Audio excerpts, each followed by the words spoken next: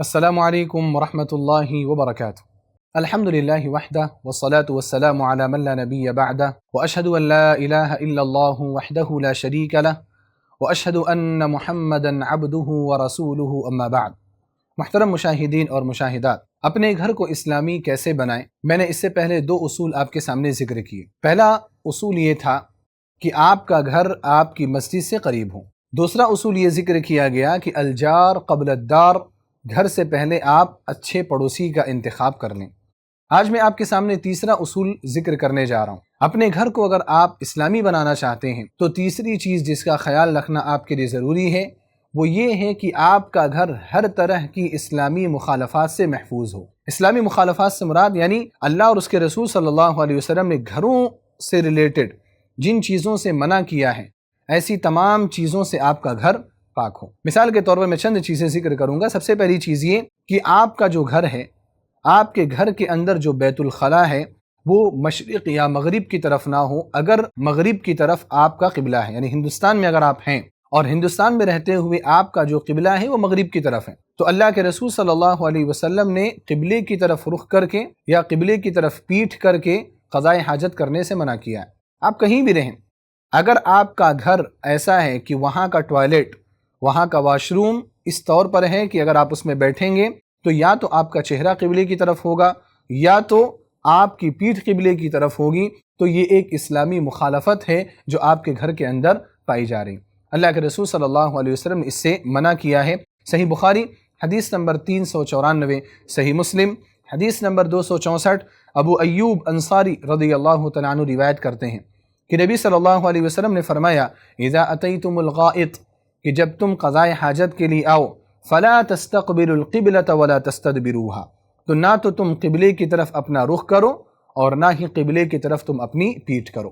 نبی صلی اللہ علیہ وسلم نے عمومی طور پر اس سے منع کیا کہ پیشاب پاخانہ کرتے ہوئے، حاجت کو پوری کرتے ہوئے انسان نہ تو اپنا چہرہ قبلے کی طرف کرے اور نہ ہی اپنی پیٹھ قبلے کی طرف کرے۔ بعض اہل علم نے ضرور اس میں تفصیل بیان کی ہے اور بعض اہل علم نے بنیان میں، عمارت میں اس کو ضرور جائز قرار دیا ہے، لیکن جائز کا معنی یہ نہیں ہے کہ وہ افضل ہے۔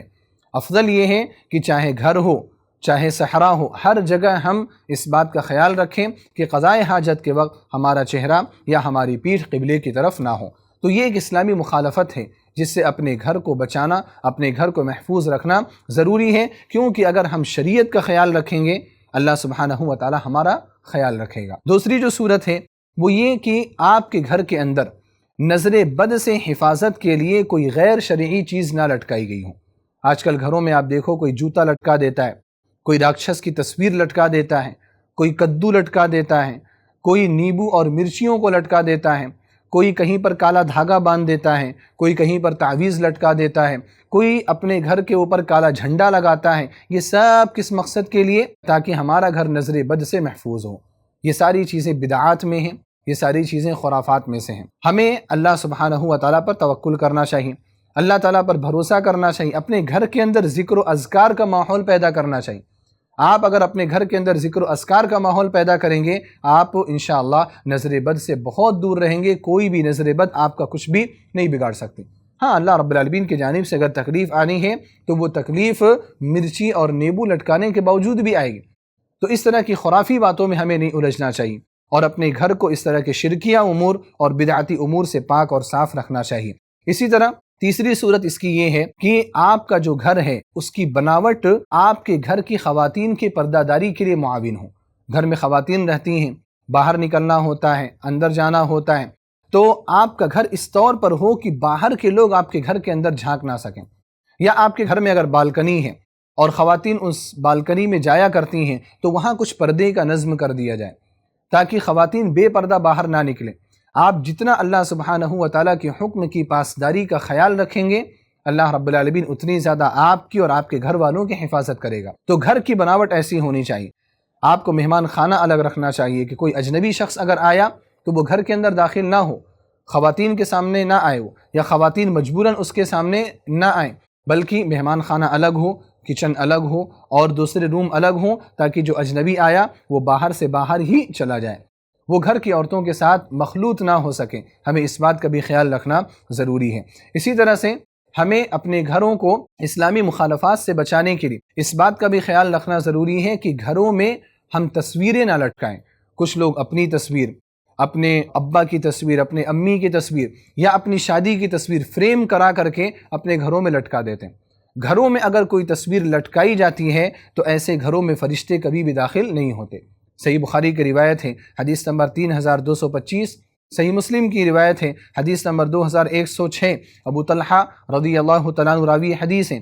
آپ فرماتے ہیں کہ میں نے رسول اللہ صلی اللہ علیہ وسلم کو فرماتے ہوئے سنا، لا تدخل الملائکۃ بیتا فیہ کلب ولا صورۃ تماثیل، فرشتے اس گھر میں داخل نہیں ہوتے جس گھر میں کوئی کتا ہو اور جس گھر میں تصویریں لٹکائی گئی ہوں۔ تو فرشتے داخل نہیں ہونے کا معنی کیا ہے؟